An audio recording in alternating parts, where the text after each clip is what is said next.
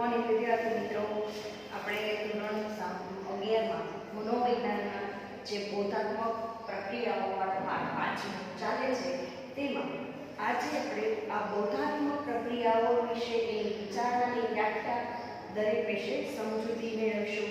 બોધાત્મક પ્રક્રિયાઓ એટલે બોધન, જે વસ્તુ આપણે પહેલી વાર આના પહેલાના વિડીયો દ્વારા સમજી ગયા કે બોધન શું છે, માહિતી પ્રતિક્રિયાનું પ્રતિમાન શું છે, એ કેવું કાર્ય કરે છે આપણે સમજી ગયા. આના પહેલાના વિડીયો દ્વારા મેં તમને સમજાવ્યું હતું કે બોધનની જે આ પ્રતિક્રિયા છે અને એનું પ્રતિમાન છે, આ માહિતી પ્રતિક્રિયાનું પ્રતિમાન છે એ કમ્પ્યુટર જેવું છે. જે મેં તમને એની મગજની જે રચના હતી એના વિશે પણ સમજાવ્યું હતું કે માનવ ઇનપુટ શું છે કે ઇનપુટ દ્વારા એ જાય છે ત્યારે મગજમાં જાય, એ આંખ દ્વારા જોવે છે, કાન દ્વારા સાંભળે છે, તેમજ આપણે જાણીએ છીએ કે એ દરેક વસ્તુને એ સ્પર્શ કરી શકે એટલે અનુભવ કરી શકે, જીભ દ્વારા ટેસ્ટ કરી શકે છે. તો આ દરેક વસ્તુ દ્વારા એ ઇનપુટ જે છે એ એના મગજમાં જાય છે, જેથી કરીને આઉટપુટ નીકળે. શું નીકળે? તો આપણને જ્યારે કોઈ કડવો રસ ટેસ્ટ કરવામાં આવે તો આપણે એમ કહીએ કડવું છે, ખાવું નથી. કારેલાનું શાક બધાને કડવું લાગે એટલે ન ખાય, પણ સ્વીટ બધાને બહુ સરસ મીઠી લાગે એટલે બધાને ભાવે. અને કેક છે, પેસ્ટ્રી છે, આ બધી વસ્તુ તમને ભાવે. શું કામ? તો તમારી જીભ દ્વારા તમે એ અનુભવ કર્યો છે, તમને એ સ્વાદ મેળવ્યો છે. એટલે આ વસ્તુ તમને મગજ દ્વારા પહેલા તો ખબર પડે, ઇનપુટ થાય અને એનું તમે ખાસ કરીને આઉટપુટ નીકળે છે. તો આ વસ્તુ મેં તમને આના પહેલાના વિડીયો દ્વારા સમજાવી હતી. હવે આજે આપણે બોધાત્મક પ્રક્રિયાઓ દ્વારા સમજાવવાનું છે. જે તમે સમજી ગયા એ પ્રતિમાન સમજી ગયા, એટલે કે જે મગજ માહિતી પ્રક્રિયાનું જે મોડેલ છે એ તમે સમજી ગયા કે કેવું કામ કરે છે. કમ્પ્યુટર જેવું કામ કરે છે. કમ્પ્યુટરમાં જેવી રીતે આપણે ડેટા એન્ટ્રી કરીએ છીએ તો એના ઇનપુટ સ્વરૂપે આઉટપુટ સ્વરૂપ, ઇનપુટમાં શું થાય છે, આપણે જે કંઈ કાર્ય કરીએ છીએ તે આપણે અંદર ડેટા એન્ટર કરીએ છીએ અને આઉટપુટ દ્વારા આપણને શું પ્રાપ્ત થાય છે? તો કહે છે કે આપણને એને પ્રિન્ટ કાઢી શકીએ, એક માહિતી બીજી જગ્યાએ એનો શેર પણ કરી શકીએ. આમ આઉટપુટ દ્વારા આપણે એને જોઈ પણ શકીએ છીએ, પ્રિન્ટ મોનિટર ઉપર જે કંઈ આપણે લખાણ છે એ. તો આ બધી વસ્તુ એની આઉટપુટ થઈ છે, બરાબર. હવે આપણે જોવાની છે વિચારણા, કે બોધાત્મક પ્રક્રિયામાં સૌ પહેલું કામ તો વિચારણા કરવાનું છે, ચિંતન કરવાનું છે. 2-4 મિનિટ માટે વિચારો કે તમારી રોજબરોજની વાતચીતમાં તમે કેટલીક વખત એનો કયા સ્વરૂપમાં વિચારણા કે ચિંતન શબ્દનો ઉપયોગ કરો છો. ઘણી વખત તમને એવું કંઈક કરવા માટે કહેવામાં આવે, મને તેનું નામ યાદ નથી આવતું. ખરેખર એનો ચહેરો આપણે એકદમ આપણને યાદ હોય પણ નામ યાદ ન હોય ત્યારે તો આપણે ખૂબ વિચારીએ છીએ, ચિંતન કરીએ છીએ, એના વિશે આપણે કલ્પના કરીએ છીએ. આ બાબત ઉપર વિચારો કે ચિંતન કરો. અનિશ્ચિતતા દર્શાવવા માટે મને લાગે છે કે મારો મિત્ર આજે મારે ઘરે. હવે ક્યારેક એવું બને કે અનિશ્ચિત હોય, નિશ્ચિત ન હોય, તો આપણે એવું કહીએ છીએ કે આજે મને લાગે છે કે મારે ઘરે મારા મામા આવવા જોઈએ, આજે મારા ઘરે મારો મિત્ર આવવો જોઈએ, મને લાગે છે કે આજે વરસાદ આવવો જોઈએ. આ બધી જ વસ્તુ અનુમાન કહી શકાય. શું કહી શકાય? અનુમાન. અને અનુમાન વસ્તુ છે કોઈ દિવસ નિશ્ચિત હોતી નથી. અનુમાન દ્વારા જે કંઈ વિચારણા કરવામાં આવે છે એ અનિશ્ચિત હોય છે. અને આવી રોજબરોજના જીવનમાં આપણે ઘણી બધી સમસ્યા ઉકેલવા માટે પણ કોઈ નિષ્કર્ષ કાઢતા હોઈએ છીએ, તારવતા હોઈએ છીએ. અનુમાન કરવામાં અમુક બાબતોને સમજવા માટે આવે વિવિધ કલ્પનાઓ, વિકલ્પો પણ પસંદ કરતા હોઈએ છીએ, એનું ચિંતન પણ કરતા હોઈએ છીએ. વિચારણા અથવા ચિંતન એ બધા પ્રકારની બોધાત્મક પ્રક્રિયાનો આધાર રાખે છે અને તે માનવજાતમાં આવી રીતે જોવા મળતું હોય છે. વિચારણામાં આપણે આપણી બાજુબાજુનું જે કંઈ વાતાવરણ છે એમાંથી પ્રાપ્ત માહિતીનું હસ્તોપયોજન તરીકે વિશ્લેષણ પણ કરતા હોઈએ છીએ. જુદા જુદા મનોવૈજ્ઞાનિકોએ વિચારણાને પણ જુદી જુદી વ્યાખ્યાયિત કરી છે. અમુક મનોવૈજ્ઞાનિકો વાતાવરણમાંથી જે પ્રાપ્તિ થતી હોય માહિતીનું અને એનું માનસિક વ્યવસ્થાપન થતું હોય, હસ્તોપયોજન થતું હોય, તો અમુક તેને મધ્યસ્થ પ્રક્રિયા એટલે કે મેડિટેટિવ પ્રોસેસ કહે છે, જે કોઈ સમસ્યા ઉદ્દીપક અથવા ઉકેલ સાચી પ્રક્રિયા રૂપે એના વચ્ચે ઉદ્ભવતું હોય છે. આ વિચારણા ઉપર ઘણા મનોવૈજ્ઞાનિકે પોતાના જે કંઈ વિશ્લેષણો છે એ વ્યક્ત કરતા ઘણી બધી વ્યાખ્યાઓ પણ આપણને જોવા મળે છે. આવી આ 3 વ્યાખ્યાઓ જે છે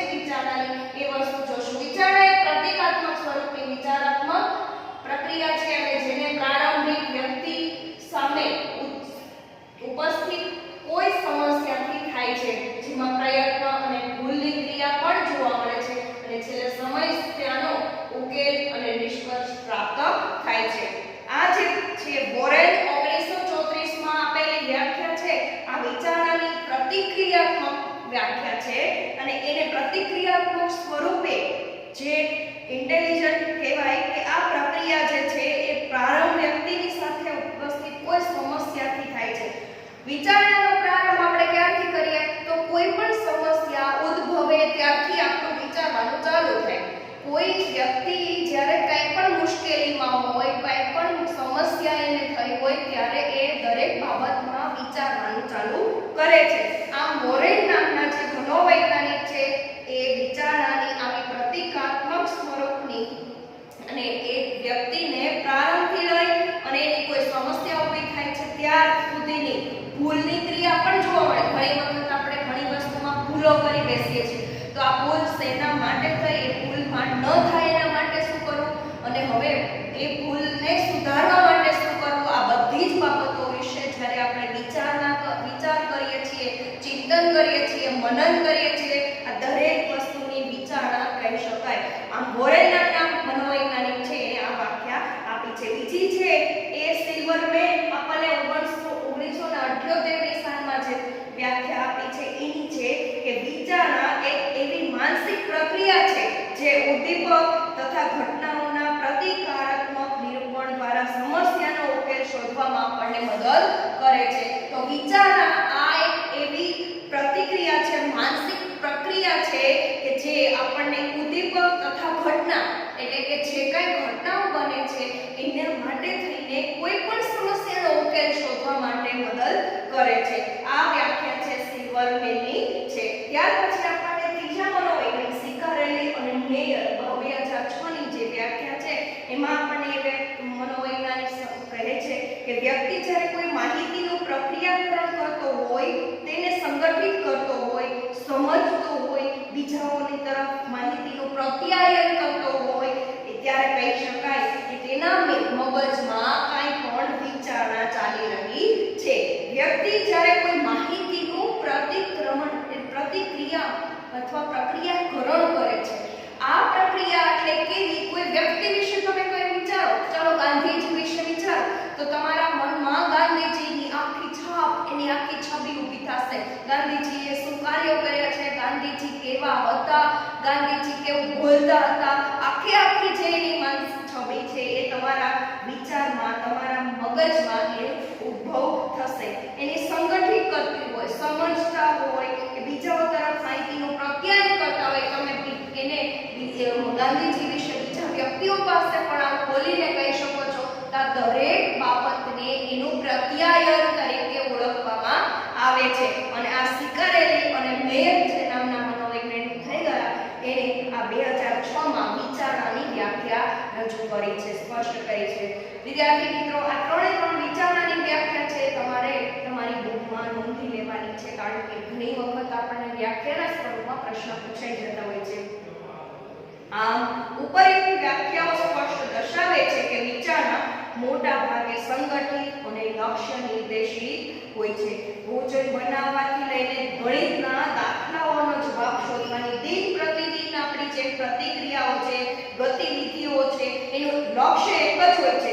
વળી વ્યાખ્યાઓ એ બાબતનો પણ નિર્દેશ કરે છે કે વિચારણા એક આંતરિક માનસિક પ્રક્રિયા છે જેનું અનુમાન બાહ્ય કે પ્રગટ વર્તન દ્વારા કરી શકાય છે.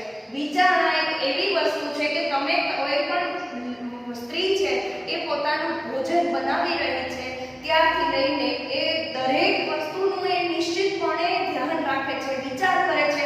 કોઈ પણ વ્યક્તિ કાંઈ પણ વસ્તુ વિશે કાંઈ પણ ક્રિયા કરવા જાય છે, કાંઈ પણ ક્રિયા કરે, તમે અત્યારે તમારા આ વિડીયો દ્વારા સાંભળીને તમે આ જે મનોવિજ્ઞાનનો લેસન છે, આ વિચારણા વિશેનો જે પાઠ છે ભણો છો, તો તમારો પણ અત્યારે વિચારણા અત્યારે આ જ ટોપિક વિશે વિચારતા થતા હશો કે હું આમ કરું તેમ કરું, બરાબર? તો આ જે એક વસ્તુની વિચારણા સંકલ્પના છે એ પણ એના વર્તન દ્વારા કરી શકાય છે.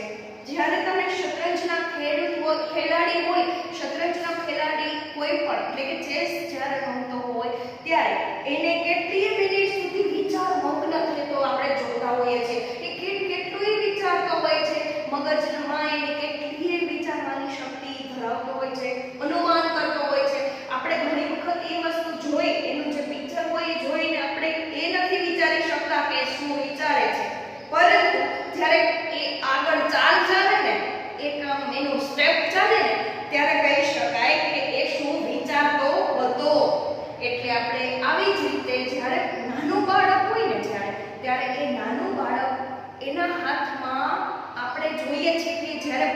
બાળકને દીવા કર્યા હોય એ વસ્તુ નાનું બાળકને એવી નથી ખબર પડતી કે દીવા જે પ્રગટાવ્યા છે એને હાથ વડી જશે તો એ દાજી જશે, પરંતુ આપણને ખબર છે કે બાળક ચાલતું થયું છે એટલે પહેલું કામ શું કરશે?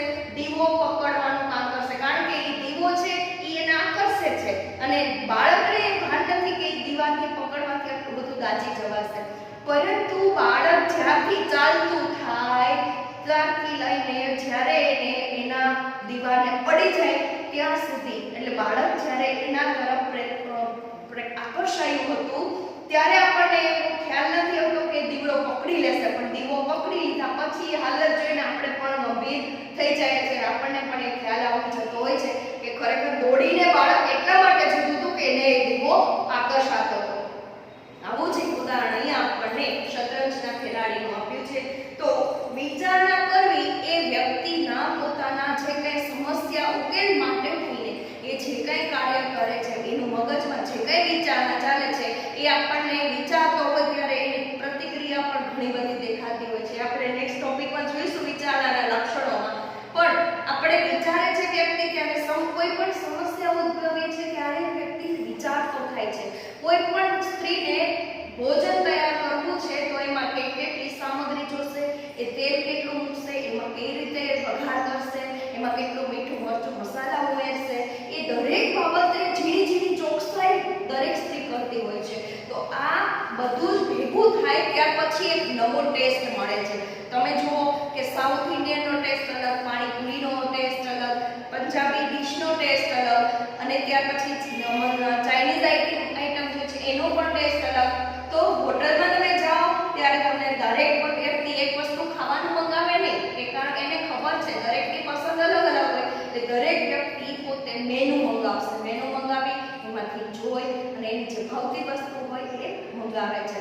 તો આ પણ એક વિચારણા છે, કે વિચારે છે પોતાને શું ખાવું છે, પોતાના શું આજે મન છે, આ દરેક વસ્તુને વિચારણા કહી શકાય.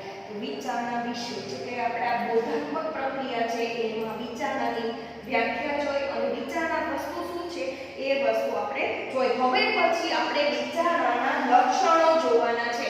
તો વિચારણાના લક્ષણોમાં પહેલું છે વિચારણાની શરૂઆત કોઈને કોઈ સમસ્યાથી થાય છે.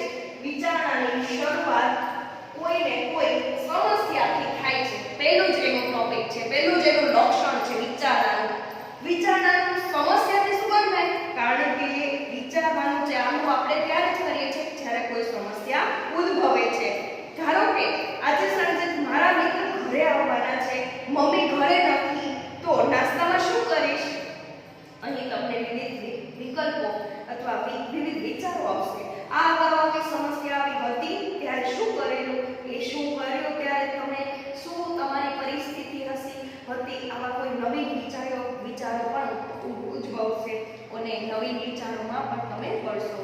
તો તમે ક્યારે પણ એવું વિચારો છો કે મારી મમ્મી આજે નથી પણ મારો મિત્ર આજે મને મળવા આવવાનો છે, સાંજે 5 વાગે આવવાનો છે, તો મારે એને ચા નાસ્તો કરાવવો જોઈએ. તો આ વસ્તુ તમારા મગજમાં જે વિચારણા ચાલુ થાય છે ત્યારે થઈ તમારો મિત્ર તમને મળવા આવવાનો છે, એક આ સમસ્યા છે.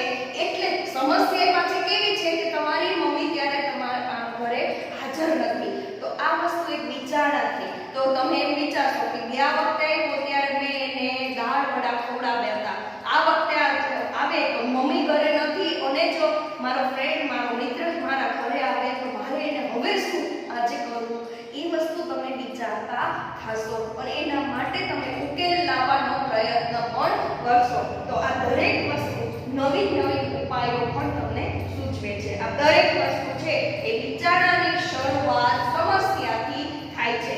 ત્યાર પછીનો બીજો ટોપિક છે વિચારણા એ પ્રતિક્રિયાત્મક સ્વરૂપની વિચારાત્મક પ્રક્રિયા છે. વિચારણા કેવી છે? એ કહે છે કે પ્રતિક્રિયાત્મક સ્વરૂપની વિચારાત્મક પ્રક્રિયા છે.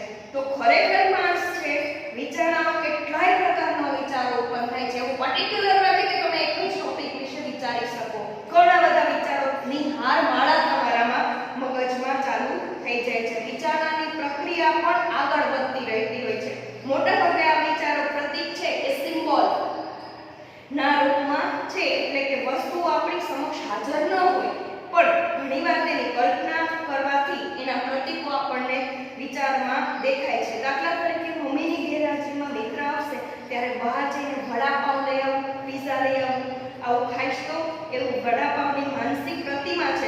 ઇમેજ છે એ તમારા મનમાં આવે છે, વળી વડાપાવ વિશેનો તમારો ખ્યાલ આવે તો સંકલ્પના આવે તો તમે એનામાં પણ વિચારવામાં પણ મદદ કરે છે. હવે વિચારો કે આ તમને પ્રતિકાત્મક એટલે કેવું કે ઇમેજ ઊભી કરે. તમે જ્યારે આ વિશે વિચાર કરતા હોય, વિચારણા કરતા હોય કે આજે મારો મિત્ર આવવાનો છે તો હું એના માટે શું કરી શકું, ઘરે તો બને એમ નથી તો ચલો હું બહારથી પિઝા લઈ આવું, વડાપાવ લઈ આવું, હોટડોગ લઈ આવું. તો તમે જે વસ્તુ બોલશો એ તમને મગજમાં આખું એક પ્રતિકાત્મક એની આખી ઇમેજ ઊભી થશે. પિઝા કેવા હોય, હોટડોગ કેવો હોય, વડાપાવ કેવો હોય, જે બોલો છો એ જ વસ્તુ તમારા મગજમાં એની આખી છબી ઊભી થાય છે. તો વિચારણાનું બીજું લક્ષણ મહત્વનું છે, જે વિચારણા છે એ પ્રતિકાત્મક સ્વરૂપની વિચારાત્મક પ્રક્રિયા છે. તો વિદ્યાર્થી મિત્રો આ ટોપિક જે છે, લક્ષણો છે, ખૂબ યાદ રહે છે, એવા સરસ મજાના છે. આના વિશે તમારે લખવાનું આવે તો તમે આ અનુમાન કરીને પણ બહુ સરસ રીતે લખી શકો એમ છો, કારણ કે વિચારણા ટોપિક જ એવો છે. બરાબર. હવે ત્રીજું છે, વિચારણામાં પ્રયત્ન અને ભૂલ પ્રક્રિયા જોવા મળે છે. વિચારણામાં પ્રયત્ન અને ભૂલની પ્રક્રિયા જોવા મળે છે. જુઓ તમે, આપણે આગળ જોયું કે સમસ્યા ઉકેલ માટે વ્યક્તિ વિચારે છે. માત્ર થોડુંક વિચાર કરી લેવાથી સમસ્યાનો ઉકેલ મળતો નથી, પરંતુ તેના માટે વ્યક્તિ માનસિક કસરત કરે છે. માનસિક કસરત કેવી? કે વિચારોની હારમાળા. કેટલાક વિકલ્પો આપણને આવે છે, અનુમાન કરીએ છીએ, જેને પ્રયત્ન કરીશું. આવા પ્રયત્નોમાં ભૂલ પણ થાય છે. આ પ્રયત્ન ભૂલની પ્રક્રિયામાં બે પ્રકાર જોવા મળે છે, એક શારીરિક અને એક માનસિક. ઘણી વખત આપણે કાંઈ પણ વિચાર કરીએ છીએ એમાં ભૂલ પણ કરી બેસતા હોઈએ છીએ. આવા ભૂલના પણ બે પ્રકાર છે, એક શારીરિક ભૂલ અને એક માનસિક ભૂલ. જ્યારે તમે વિચાર કરતા હોય ત્યારે આંગળીઓ હલાવવી, પગ હલાવવા, માથું ખંજવાળવું, નાકના ટેરવા પર આંગળી મૂકવી, કપાળ પર હાથ મૂકવો, શારીરિક પ્રયત્ન અને ભૂલની પ્રક્રિયા કહી શકાય. જ્યારે પણ તમે વિચારો છો ત્યારે આવી પ્રતિક્રિયાઓ કરતા હોય છો. તમારો પગ હલતો હોય, માથા ઉપર તમારી આંગળી વહી જાય, હાથ ઉપર, કપાળ ઉપર તમારો હાથ વયો જાય. આ દરેક સ્વરૂપ આપણે જે પ્રતિમાન છે જોઈને જ કહી શકીએ કે વ્યક્તિ કાંઈક વિચારમાં છે. વળી જ્યારે કોઈ સમસ્યાનો ઉકેલ વિશે વિચારે છે ત્યારે તેના મનમાં કેટલાય પ્રકારના બાબતોની પ્રતિજ્ઞા રૂપમાં આવતી હોય છે અને તેને એમાંથી વ્યક્તિ અયોગ્ય સમજે છે તેવી બાબતો, વિકલ્પોને પડતી મૂકે છે. આ રીતે વિવિધ સમસ્યાઓ જે છે એની ઉકેલની મદદથી સમસ્યાને ઉકેલવાનો પ્રયત્ન કરે છે. વિવિધ સંભવિત જે ઉકેલો છે એની મદદથી એના પ્રયત્ન એવા હોય છે કે અયોગ્ય બાબત હોય એને પડતી મૂકવી અને માનસિક પ્રયત્ન અને ભૂલની પ્રક્રિયા કહી શકાય. જે તમે સમસ્યાઓ કાંઈ પણ ઉદ્ભવે છે એમાં વિચારવાનો પ્રયત્ન કરો છો ત્યારે વિચારણામાં તમારા ઘણા બધા કલ્પનાઓ આવી હતી, તમારા ઘણા બધા વિચારો હોય, એમાંથી તમે જ્યારે કોઈ સમસ્યા વિશે એક તારણ કાઢો છો ત્યારે આ અયોગ્ય બાબતને પડતી મૂકો અને યોગ્ય બાબત ઉપર વિચાર કરો. એને પ્રયત્નમાંથી ભૂલ તરફ, ભૂલમાંથી પ્રયત્ન તરફ આપણે આ વિચારણાની પ્રક્રિયા કહી શકાય છે. તો આ પણ એક મહત્વનું લક્ષણ છે. ચોથું લક્ષણ છે, વિચારણા મોટા ભાગે સંગઠિત અને લક્ષ્ય નિર્દેશિત હોય છે. વિચારણા મોટા ભાગે સંગઠિત અને લક્ષ્ય એટલે ધ્યેય જે છે એને નિર્દેશિત હોય છે. આપણે કોઈ પણ વિચાર આપણે મનમાં કરીએ છીએ એ ધ્યેય કેન્દ્રિત હોય છે, લક્ષ્ય પ્રાપ્તિ હોય છે. ધ્યેયહીન પણ બની શકે, પરંતુ મોટા ભાગે એક સ્વસ્થ વ્યક્તિની વિચારણા લક્ષ્ય કે કેન્દ્રને પ્રાપ્ત કરવાની હોય છે. જો વ્યક્તિ કોઈ કાર્યથી પરિચિત છે તો અગાઉ આ કાર્ય કઈ રીતે પાડ્યું તેની યાદ કરીને પોતાની યોજના બનાવે છે અને જો નવું કાર્ય છે તો વિવિધ પ્રવૃત્તિઓમાંથી અનુમાન કરીને યોજના બનાવે છે.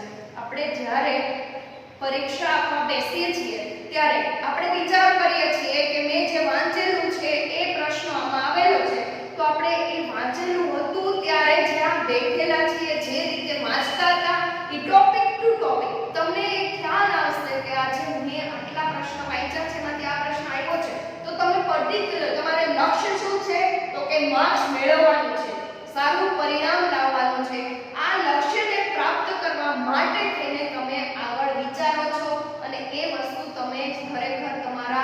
પેપરમાં સાચો ઉત્તર લખી અને એ વિચારનું અનુકરણ કરતા હોય છો. તો મોટા ભાગે જે વિચારણાઓ જે છે એ લક્ષ્ય નિર્દેશિત હોય છે અને દરેક લોકો જે છે દરેકમાં જે કંઈ લક્ષ્ય પ્રાપ્ત કરવાની જે કંઈ ભાવના છે એના આધારે વિચારી અને પછી આગળ કાર્ય કરતા હોય છે. આમ ચોથું પણ લક્ષણ એનું વિચારણા મોટા ભાગે સંગઠિત અને લક્ષ્ય નિર્દેશિત હોય છે. આ વસ્તુ છે.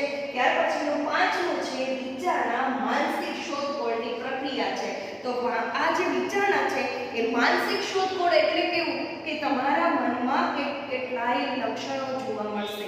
માનસિક શોધખોળ એટલે વિચારણામાં કાર્ય કરવાને બદલે શબ્દો, પ્રતિમાઓ, પ્રતીકો વગેરે દ્વારા સમસ્યાને ઉકેલવાનો પ્રયત્ન થતા હોય છે. દાખલા તરીકે કોઈ બર્થડે પાર્ટીનો પ્રસંગ હોય તો તમે એવું વિચારશો કે આ ડ્રોઈંગ રૂમની સજાવટ કઈ રીતે કરવી. તે અંગે વિચારતી વખતે આપણે વાસ્તવિક રીતે ડ્રોઈંગ રૂમનું જે ફર્નિચરને જે આજુબાજુ કરવું પડે તો એ પણ આપણે ચકાસણી કરી અને કરતા હોઈએ છીએ.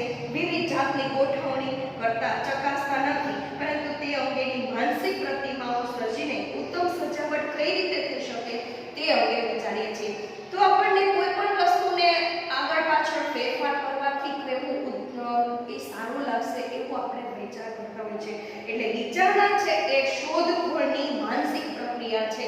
તમે જ્યારે પણ કોઈ પ્રસંગ તમારા ઘરે હોય તો તમારે એ પ્રસંગને સારામાં સારો આપણે પ્રસંગ કેવી રીતે બીજા દરેક લોકો હશે એને કેવું સારું લાગશે એ વસ્તુની શોધખોળ કરીને તમારા આખા ઘરની સજાવટ કરતા. દરેક લોકો દિવાળી સમયે આ જ વસ્તુ કરે છે કે દિવાળી આવવાના હજી તો 1 મહિનાની વાર હોય ને ત્યાં આપણે અહીંયાના લોકો છે એ દિવાળીની તૈયારીઓ ચાલુ કરી દે છે. શું કરે છે? ઘરની સાફ સફાઈ કરે છે, ઘરમાં કોઈ દીવડાઓની જે કંઈ ગોઠવણી હોય એવું કરે છે, સારી રંગોળી બનાવીને એને એકદમ આકર્ષિત કેવી રીતે કરી શકાય. ત્યાર પછી ફ્લાવર આખું મેકિંગ ફ્લાવરને બધા સુશોભનમાં કેવી રીતે ઉપયોગ કરીશું, કયું ફ્લાવર ક્યાં મૂકશું તો સારું લાગશે, ફૂલદાની ક્યાં મૂકશું તો સારી ચાદર બિછાવે છે, સારા મેટ બિછાવે છે.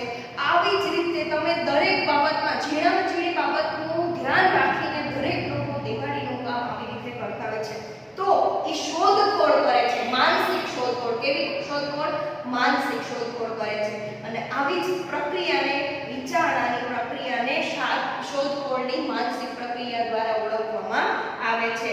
તો વિદ્યાર્થી મિત્રો છેલ્લું છે પ્રત્યયો, સંકલ્પના. બરાબર?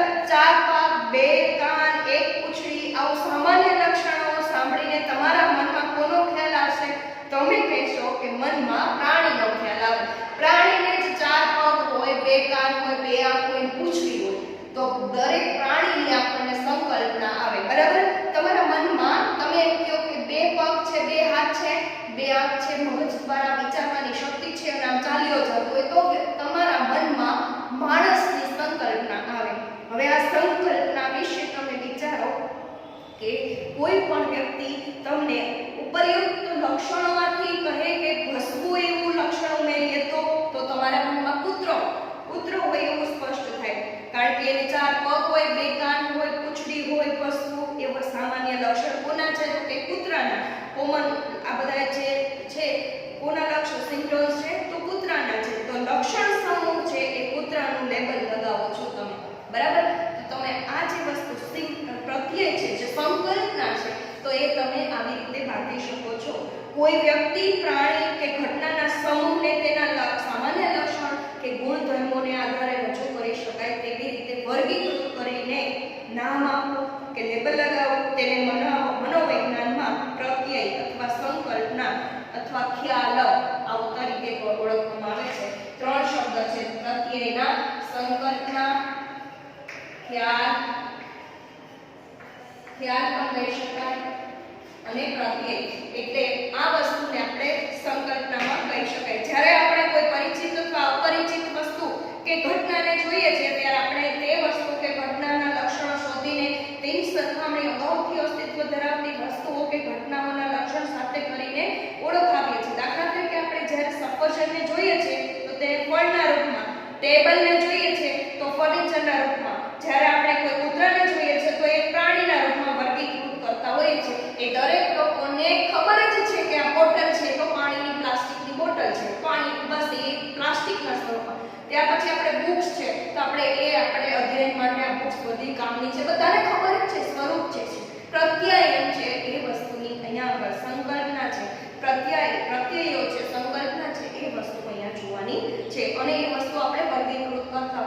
એ બધું હોય તો એ ફર્નિચરમાં આવે. અને જ્યારે કંઈ આપણે કહીએ કે કોઈ ખુરશી છે તો એ ફર્નિચરમાં આવે, ને આપણે કંઈ ખાવાની વસ્તુ છે તો એ રસોડામાં આવે. આવી રીતે દરેક લોકો વર્ગીકૃત પોતાની રીતે પ્રત્યયોની સંકલ્પના કરતા હોય છે. વિદ્યાર્થી મિત્રો, હવે આવશે તે સંકલ્પના. અહીંયા જ આપણને આ વસ્તુ સંકલ્પના વિશે વિચાર આવી. હવે સંકલ્પના આવશે એટલે આના પછીના વિડિયો દ્વારા હું તમને સંકલ્પનાની વ્યાખ્યા અને એના વિશે સમજાવીશ.